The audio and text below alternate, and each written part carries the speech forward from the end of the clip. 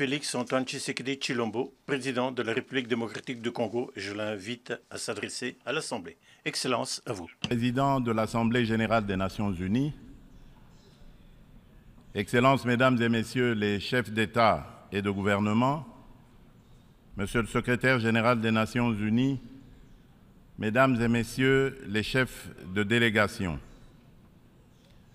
la tenue de cette 78e session de l'Assemblée générale des Nations unies m'offre l'opportunité de partager avec les États membres de notre organisation la vision et les préoccupations majeures de mon pays, la République démocratique du Congo, face aux enjeux de l'heure dans le monde.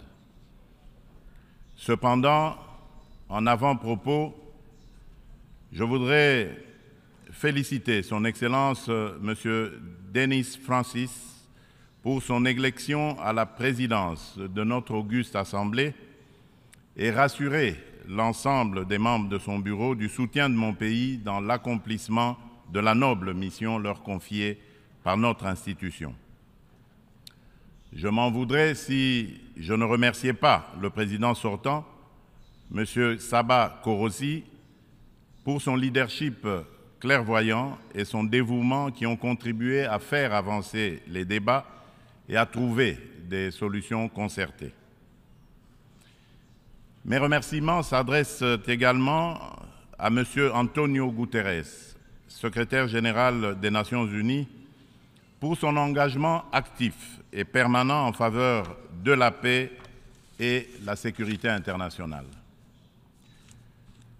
Monsieur le Président, pendant que se tient ici à New York cette session, le peuple marocain n'a pas encore fini de pleurer ses victimes ni guéri ses plaies par suite des puissants tremblements de terre survenus dans la nuit de vendredi 8 au samedi 9 septembre en cours, causant la mort de plus de 3000 Marocains, en blessant au moins 5000 et détruisant plusieurs villes et localités du royaume.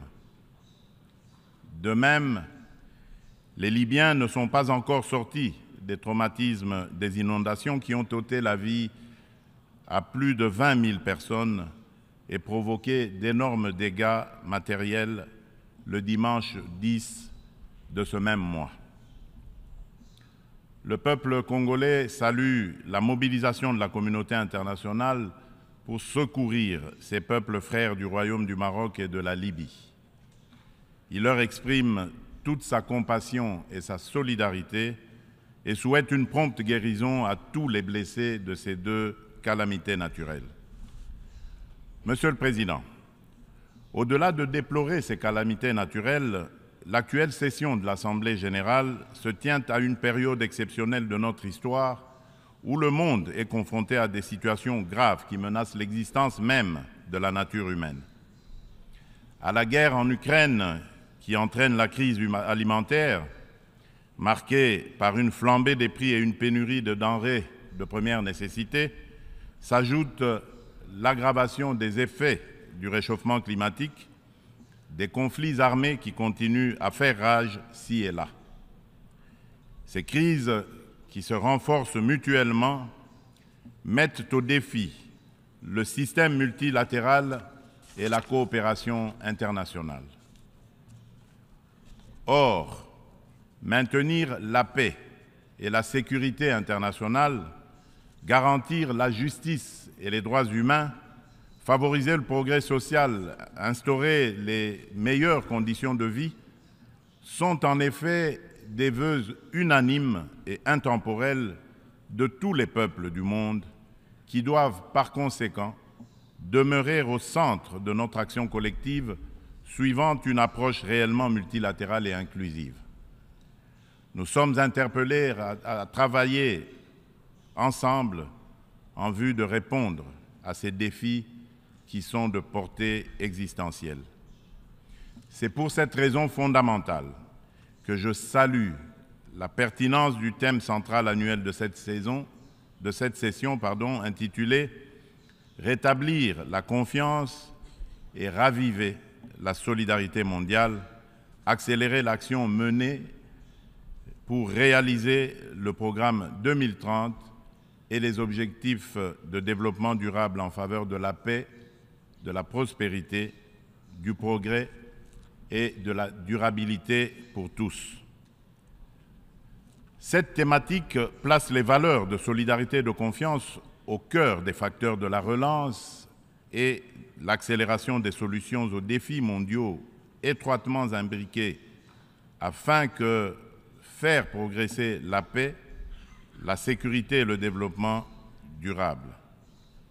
Ces deux valeurs prennent tout leur sens dans le contexte de crise que nous vivons aujourd'hui. À ce sujet, il est essentiel de rappeler qu'à mi-chemin vers l'atteinte des ODD en 2023, sous l'effet conjugué des catastrophes climatiques, des conflits récurrents, de la récession économique et des effets persistants de la pandémie de Covid-19, les inégalités et la pauvreté se sont aggravées. La faim et la malnutrition sont en augmentation. Les besoins humanitaires et les déplacements de population atteignent des niveaux records. Et les catastrophes climatiques et environnementales plongent le monde dans un risque systémique et existentiel des plus graves. Pour venir à bout de ces fléaux qui sont des menaces réelles à la paix et à la sécurité internationale, ainsi qu'un obstacle majeur à la prospérité et au progrès des nations, il est évident que la mutualisation des énergies et une approche multilatérale dans la confiance réciproque et la solidarité sont des atouts majeurs et indispensables. Monsieur le Président, le maintien de la paix et de la sécurité internationale constitue le fondement et l'objectif primordial de la création de l'Organisation des Nations Unies.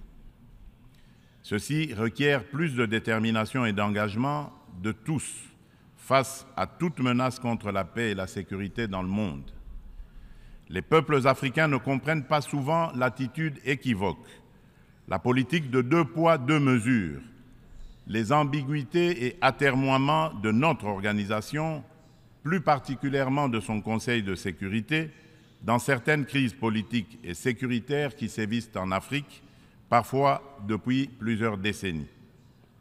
C'est le cas notamment de la crise oubliée du Sahara occidental qui déchire 2 pays frères, l'Algérie et le Royaume du Maroc, et dure depuis plusieurs décennies.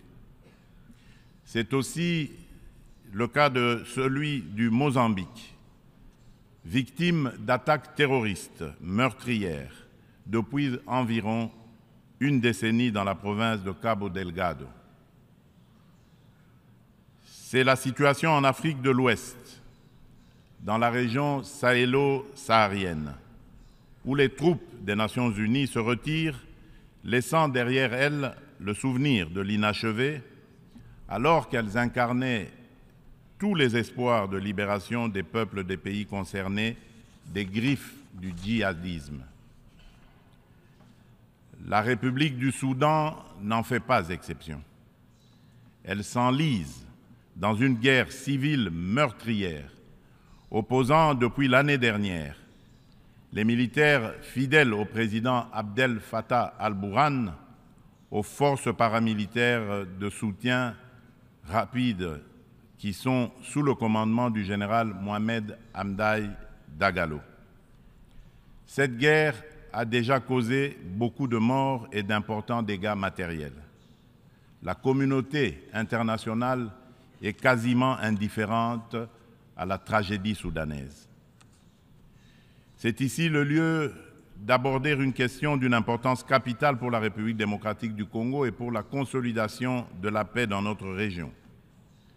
Il s'agit du retrait de la mission de l'Organisation des Nations Unies pour la stabilisation en République démocratique du Congo, la MONUSCO en sigle, de notre territoire. Après plus de 2 décennies de présence, il est temps pour notre pays de prendre pleinement son destin en main et de devenir le principal acteur de sa propre stabilité. nous sommes reconnaissants envers la communauté internationale et les Nations Unies pour leur soutien et leur partenariat, mais nous sommes également conscients que le retrait progressif de la MONUSCO est une étape nécessaire pour consolider le progrès que nous avons déjà réalisé. Cependant, il est à déplorer que les missions de maintien de la paix déployées sous une forme ou sous une autre, depuis 25 ans en République démocratique du Congo, n'aient pas réussi à faire face aux rébellions et conflits armés qui déchirent ce pays et la région des Grands Lacs, ni à protéger les populations civiles. Aussi, le projet de retrait échelonné, responsable et durable de la MONUSCO, annoncé depuis 2018 et dont le plan de transition a été adopté en 2021, devient-il anachronique au regard de l'évolution des contingences politiques, sécuritaires et sociales actuelles. Il est donc illusoire et contre-productif de continuer à s'accrocher au maintien de la MONUSCO pour restaurer la paix en République démocratique du Congo et stabiliser celle-ci. Par ailleurs, l'accélération du retrait de la MONUSCO devient une nécessité impérieuse pour apaiser les tensions entre cette dernière et nos concitoyens. Il est temps pour mon pays d'explorer de nouveaux mécanismes de collaboration stratégique avec les Nations Unies, davantage en phase avec nos réalités actuelles. C'est pourquoi, en ma qualité de garant constitutionnel de l'intégrité territoriale, de la souveraineté et de l'indépendance de mon pays, de la bonne tenue de notre nation ainsi que du bien-être de mes concitoyens, j'ai instruit le gouvernement de la République d'entamer des discussions avec les autorités onusiennes pour un retrait accéléré de la MONUSCO de la République démocratique du Congo, en ramenant le début de ce retrait progressif de décembre 2024 à décembre 2023. Tel est le sens de la démarche actuelle de notre gouvernement, qui a adressé un courrier au président du Conseil de sécurité des Nations Unies en date du 1er septembre 2023, sollicitant l'accélération du retrait de la MONUSCO. En sus du retrait accéléré de la MONUSCO, la République démocratique du Congo réitère sa demande au Conseil de sécurité de l'ONU de sanctionner toute personne physique et morale reconnue comme auteur, co-auteur et complice, matériel et intellectuel des crimes de guerre et contre l'humanité, ainsi que des violations graves des droits de l'homme, du droit international et de la Charte des Nations Unies sur le territoire congolais. Il est injuste et inadmissible que des personnes citées comme responsables des crimes graves susmentionnés dans les différents rapports des experts de l'ONU elle-même sur la situation sécuritaire en République démocratique du Congo restent impunis dans le silence total de notre organisation et de ses membres qui placent pourtant la lutte contre l'impunité parmi leurs priorités en matière de gouvernance interne et externe. À ce sujet, le gouvernement de la République démocratique du Congo salue chaleureusement les sanctions que vient d'infliger le gouvernement des États-Unis d'Amérique au Rwanda pour son soutien au groupe terroriste du M23 et à un de ses hauts responsables impliqués dans les aventures criminelles au Congo.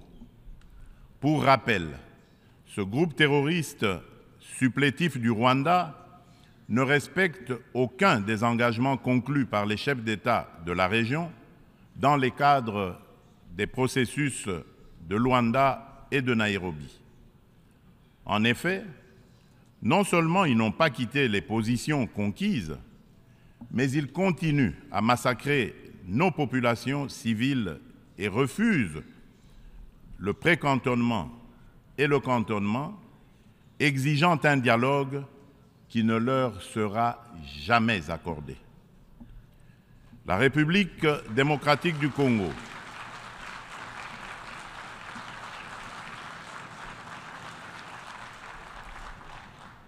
La République démocratique du Congo espère que les autres États suivront ce bon exemple montré par les États-Unis d'Amérique de soutien à la lutte commune contre l'impunité et au triomphe des idéaux de justice et de solidarité entre les peuples.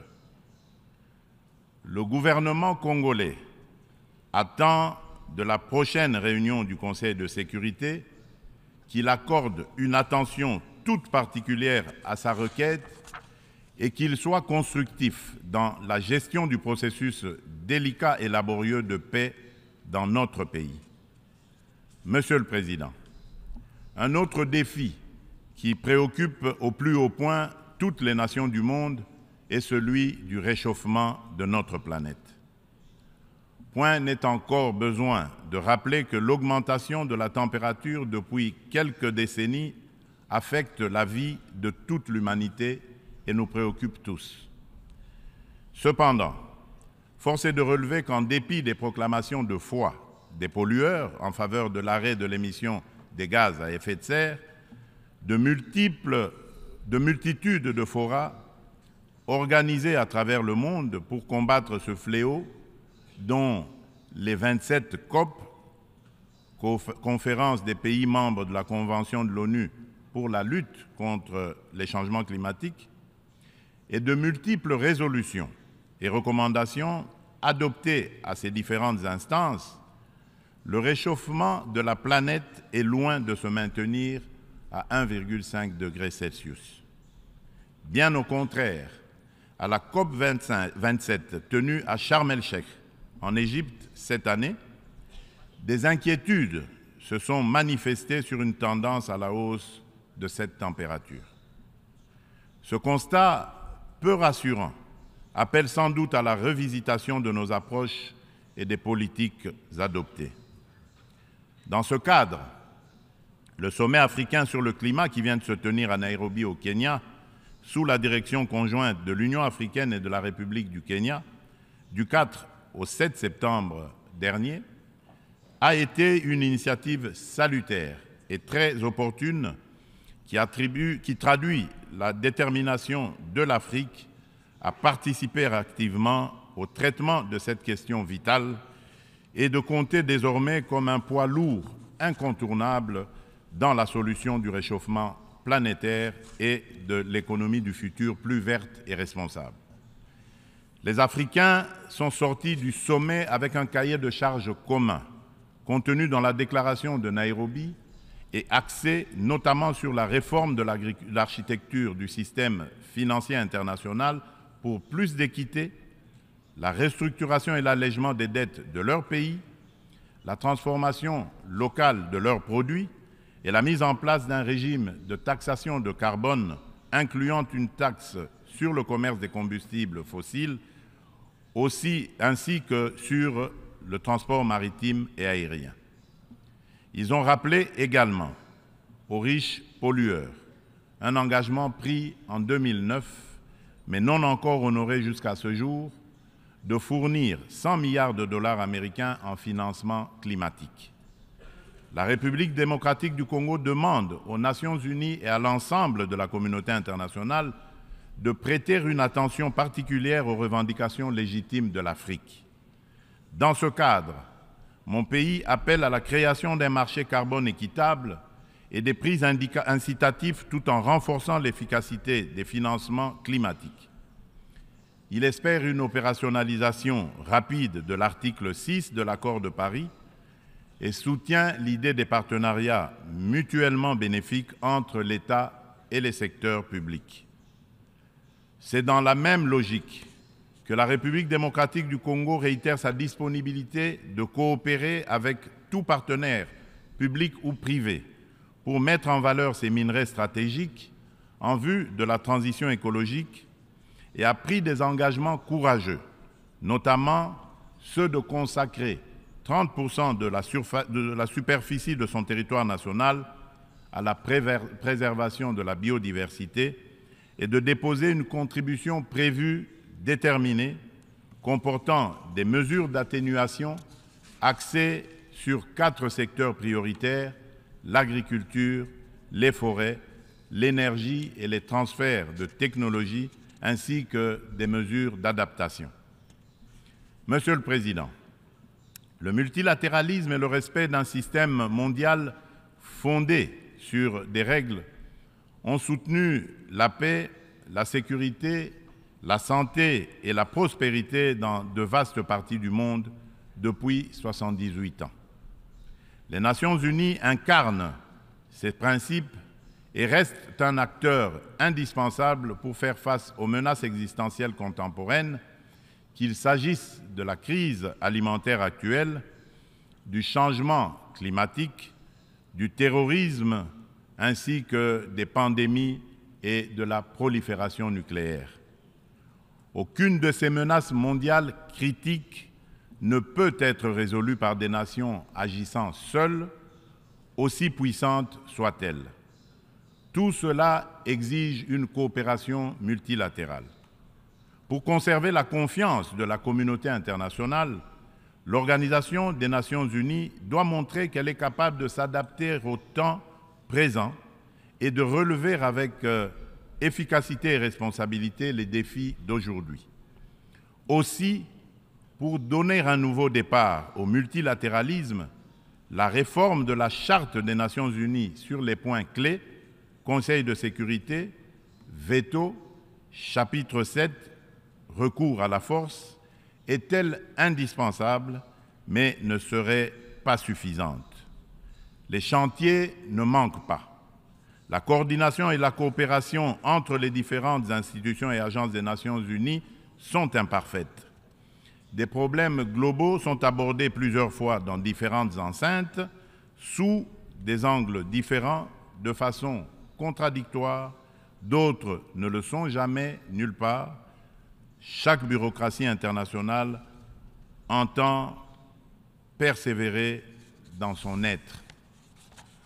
À ce sujet, la demande pressante et incessante de mon pays et de l'Afrique tout entière est d'élargir le Conseil de sécurité des Nations Unies en tant qu'organe pilote et décisionnel de l'ONU, afin de pouvoir intégrer en son sein 2 représentants du continent africain en qualité de membres permanents aux fins de consacrer un équilibre géographique juste et représentatif.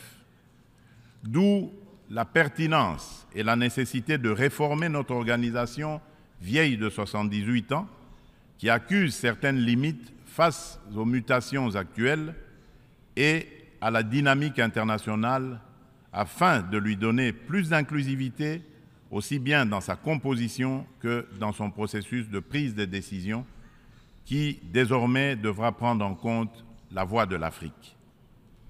Monsieur le Président, avant de clore mon propos, permettez-moi du haut de cette tribune de revenir sur la question des violences faites aux femmes dans le contexte de guerre et des conflits armés.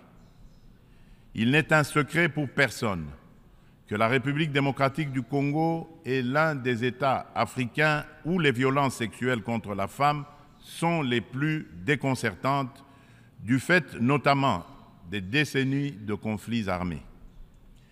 Afin de soulager les souffrances des femmes victimes des violences liées au conflit et de réparer un tant soit peu le préjudice leur causé, mon pays a mis en place des mécanismes institutionnels spécifiques. Il s'agit notamment du Fonds national des réparations des victimes des violences sexuelles liées au conflit et des victimes des crimes contre la paix et la sécurité de l'humanité, le FONAREV, créé en décembre 2022. Dans le prolongement de ces initiatives de protection et de promotion de la femme, la République démocratique du Congo s'emploie inlassablement à changer le regard des hommes sur les femmes, notamment en bannissant les structures sociétales qui créent des barrières à l'épanouissement de la femme, ainsi que les dynamiques de pouvoir qui sous-tendent les relations hommes-femmes. En effet, les compétences et les ressources données aux femmes ne suffisent pas à elles seules pour changer leurs conditions. Il est indispensable, en plus, de changer les dynamiques sociales au sein des couples, des familles et des communautés. C'est tout le sens du projet de promotion de la masculinité positive que j'avais initié depuis le début de mon mandat à la tête de l'Union africaine.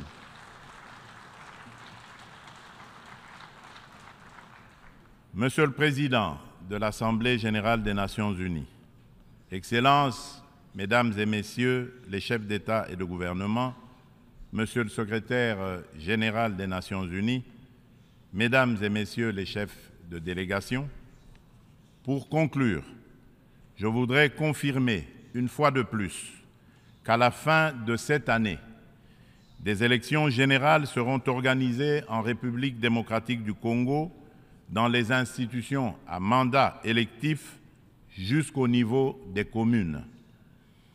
En vue de garantir leur succès, toutes les parties impliquées se mobilisent activement. La Commission électorale nationale indépendante, la CENI, a déjà convoqué le corps électoral et publié les listes des candidats pour les législatives nationales et provinciales ainsi que les municipales. Des dispositions sont prises pour assurer la transparence, l'inclusivité, l'égalité des chances et la crédibilité des prochains scrutins. Des invitations ont déjà été lancées aux institutions internationales et organisations non gouvernementales spécialisées en la matière pour mandater leur mission d'observation électorale afin d'accompagner le processus et d'aider l'État congolais à consolider sa jeune démocratie. L'ONU est invitée aussi à y jouer un rôle important par ses institutions spécialisées. Le gouvernement congolais remercie déjà celles des institutions et ONG invitées qui sont déjà à pied d'œuvre. La République démocratique du Congo reste convaincue que l'ONU reste le cadre le plus approprié pour discuter de l'avenir de notre planète et des relations aussi bien entre les peuples qu'entre les États. Suite à la tenue d'élections démocratiques et apaisées au Zimbabwe, je lance un appel pressant aux Nations unies de mettre tout en œuvre pour obtenir la levée immédiate des sanctions contre la République du Zimbabwe et son peuple.